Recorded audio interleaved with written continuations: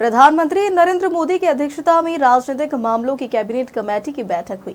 इस बैठक में जातीय जनगणना कराने का फैसला लिया है। वहीं आदिवासी कांग्रेस के राष्ट्रीय अध्यक्ष डॉक्टर विक्रांत भूरिया ने इसे राहुल गांधी की बड़ी जीत बताया।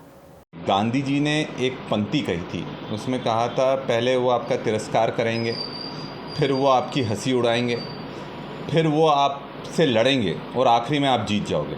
और जातिगत जनगणना में यही हुआ है। जातिगत जनगणना में सबसे बड़ी जीत ये राहुल गांधी जी और कांग्रेस पार्टी की है। अकेले राहुल जी, चाहे वो सदन हो, सड़क पर हो, पूरी ताकत से ये बात रख रहे थे कि जब तक यह नहीं पता लगेगा कि कितने लोग किस जाति के हैं, तब तक उनका कल्याण कैसे होगा, उनका लिए आप योजनाएं कैसे तैयार करोगे। ये एक समाज का एक्सरे है जिसमें समझ में आएगा कि किसको कितना अधिकार मिलना चाहिए, किसको कितना हक मिलना चाहिए।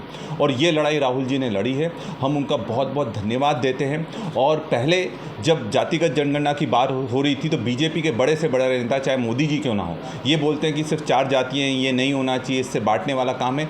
पर हकीकत में आज मोदी जी और सरकार झुके हैं और ये चीज़ सबके सामने आना चाहिए कि चाहे वो नौकरियां हो, चाहे शिक्षा हो, चाहे संस्थान हो, चाहे सत्ता हो, किसकी कितनी भागीदारी है और उसी के हिसाब से उसको उस चीज़ का फ़ायदा मिलना चाहिए, लाभ मिलना चाहिए।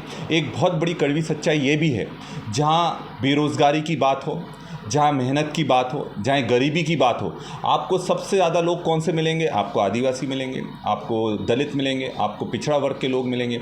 और जहाँ पावर और मैनेजमेंट की बात आती है, वहाँ पर हमारी बिल्कुल भी कोई भागीदारी नहीं है। और इससे हर वर्ग को फ़ायदा होगा, चाहे गरीब सामान्य वर्ग का हो, व्यक्ति हो, चाहे आदिवासी हो, चाहे दलित हो, चाहे पिछड़ा वर्ग हो, हर व्यक्ति, हर वर्ग को इससे फ़ायदा मिलने वाला है, क्योंकि नीतियाँ उसके आधार पर आधारित होगी।